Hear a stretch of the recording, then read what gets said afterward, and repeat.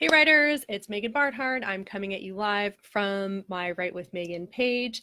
I'm going to be talking today about how to get past the grind when you're writing and it starts to feel like a grind. So I hope you will join me for that topic and let me know, does that happen to you? Are you in the midst of NaNoWriMo? That's why this came up for me. So jump in. If you're here in the comments, let me know. I'm going to get us shared up in the Write with Megan Facebook group as well. And yeah, let me know, what are you working on?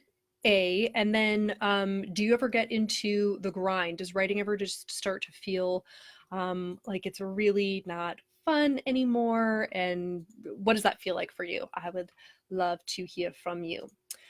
So I'm doing my very first, oh, and one more thing I'll say, make sure to stay tuned to the end of this video because I did a giveaway in the Write with Megan Facebook group for a book, and I'm going to be announcing the winner. So make sure to stick around till the end. Okay, so I'm doing my very first NaNoWriMo this year. Yay! And I got to day 3. And I did not realize this was a thing, but I got to day 3 and they were like, it's double up day, double up your giving. And I was like, awesome, I'm there. Double up your word count. I was like, oh, slightly less awesome, but I'm there. And I wrote over 4,000 words on day 3. And I got to this place that really felt like a grind. I felt like I was grinding out the words. I didn't enjoy it. And I was like, whoa, Nelly, I want to have something different going on here. So that's what I'm going to talk about, the strategy that I used and what you might do in this situation. All right. Hi, everybody. Hi, Wayne. Hi, Cassie. Hi, Marina. Okay, so Wayne says, I feel sluggish and feel like you forced the words. Yay, Marina, congratulations on starting your NaNoWriMo. So because I'm doing NaNoWriMo, I'm getting these emails from the NaNoWriMo group. And there was this one really interesting one the other day where there was like a whole cool post from Andy Weir, author of The Martian, and what's his latest one called? I'm wanting to say Artemis. I might be wrong on that. But an author I really admire, and I was like, oh, cool, I'd love to hear what he has to say. And Andy Weir's advice, I mean, among many other pieces of awesome advice, but one of his pieces of advice was make peace with the fact that it's a slog. And I was like, I don't want to. But let me just start with that kind of differentiation. Because if you are a writer who feels totally fine about making peace with the slog, awesome. Then you're like already set. When it starts to feel like a grind, all you have to do is say, hey, I'm okay with that. I know this is not going to be all sunshine and rainbows, and I'm just going to keep going. If you're somebody who runs marathons, if you're like a Navy SEAL or in any branch of the military, honestly, you've probably got what it takes to like just keep going. I am a delicate snowflake. I do not have that in me. And I was like, I want there to be something different from the slog. Cassie says, some days I feel like pushing myself, other days I don't. I have to do what's healthy for both my heart and career. It's a balance. Yes. Oh, I love that perspective. Jay says, I've always considered that a person is a legitimate writer when a person can work through the grind and still love writing. Yeah. So a lot of different points of view, but here's what I did that I found really helpful. Firstly, I said, I'm not going to use the word slog. I don't like the feeling of grind. So I'm just going to rename things, and that will make a huge difference for me. So even though I don't like the slog, I don't like the grind, I do really like my drafting ant. And if you've read Recipe for Drafting, this is the part of your writing brain who just keeps moving forward and is not looking for inspiration, is not like, oh, this is going to be fun and beautiful and wonderful.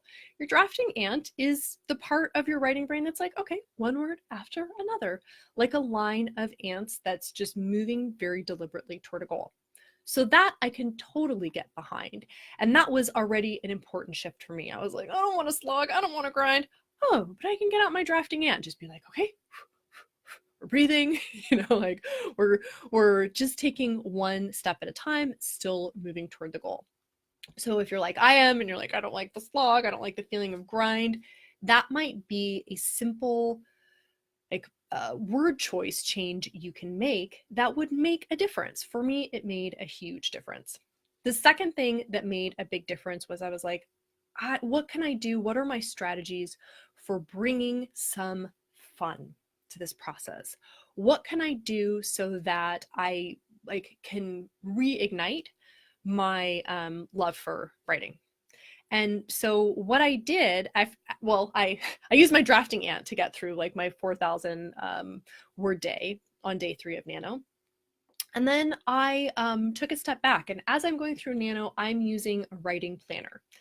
This is not where I plan content. This is where I keep track of my process. It's where I have my word count, my time. I started off with a goal. What am I trying to get done in a particular writing session? And then I add notes about how it's going. So I'm using that to go, okay, what's working, what's not working, and do a little brainstorming. You know, if something's not working, how can I make a change? So on day 4, the change I made was to do some free writing. And that, for me, makes all the difference. Free writing is just a really comfortable space for me, and I feel good. I feel happy. I enjoy it. It's, you know, a really energetic place from which to write for me. So I just grabbed a free writing topic. There's a whole list. I've got over 30 in Recipe for Drafting in the appendix, and they're organized, you know, like, do you want to write about your setting? Do you want to write about a character? Do you want to write about your conflict? And I just grabbed one of those that spoke to me. You know, I'm kind of like, which one? Oh, that one. Grabbed it and did some free writing about it. And that totally got me away from the grind. So will I use what I free wrote in my draft? I'm not sure. But here's what it did. It got me to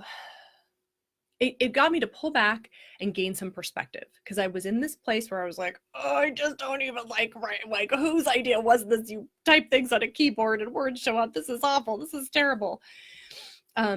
It took me from that space to, oh my gosh, I didn't know that about these characters, and now I'm dying to write about them. So what I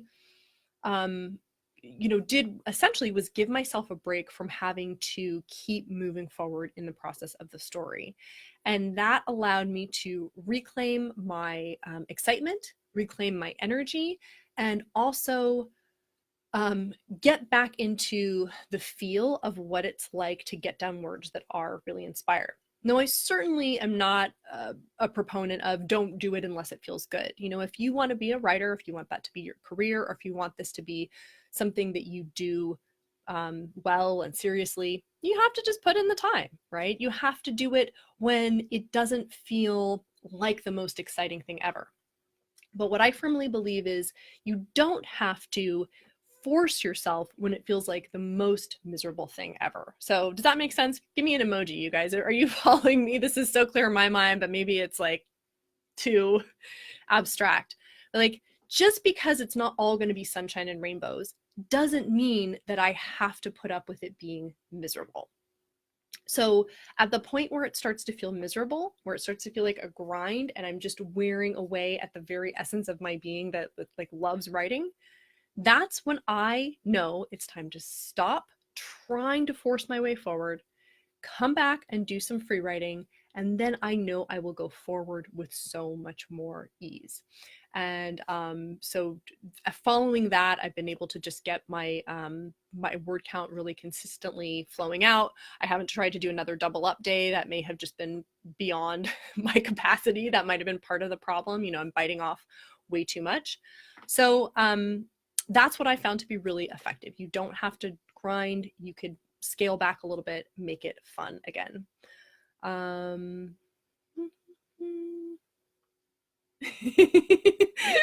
Anna says, no one has ever spited a Dutch oven for cooking things slowly. Does that mean you have to expect the right thing from the tool, Anna? That sounds like a neat expression, where if you are using something that's good at cooking things slowly, you don't stand over and be like, why is this not as fast as the microwave? Okay, that's what I'm getting from your comment anyway. So that was how I stopped the grind. That's a strategy I plan to continue using. For anybody who, said you get sometimes into the grind, do you use free writing? Do you have strategies that get you out of it? I'd love to hear. Go ahead and let me know in the comments. I'm actually tracking my daily thoughts as I go through my first NaNoWriMo on my YouTube channel, Write with Megan. And you can find things there just by the day, and they're titled kind of based on like what insights I got that day, or what is in the video. But I'm finding it just this really helpful way to look at my writing process, and in a concentrated way to see, like, what am I doing that's working? What am I doing that's not working? And tracking it all in my little writing planners and in my author toolbox. So if that's something that sounds appealing to you, all it takes is a blank journal page or Word doc, and you can get in there and be like, oh, what am I doing that's working? What are my wins? And what might I want to try that's different? Wayne says, I tend to stop and watch or read a book on what I write. Yeah, give yourself a little bit of a break.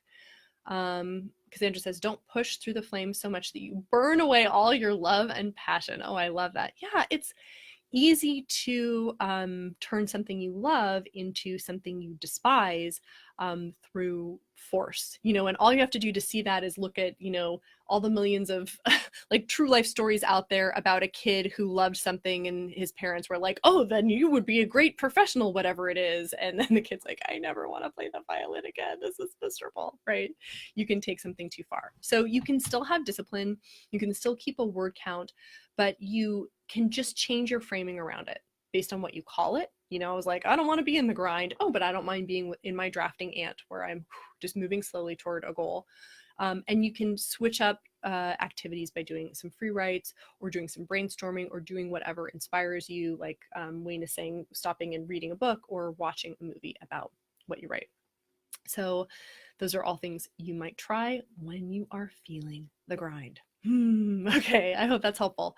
So I hosted a giveaway in the Write with Megan Facebook group. If you're not in that group and you want to come join us, we'd love to have you. It's a space for authors, for writers, for business writers, bloggers, whatever kind of writing you do.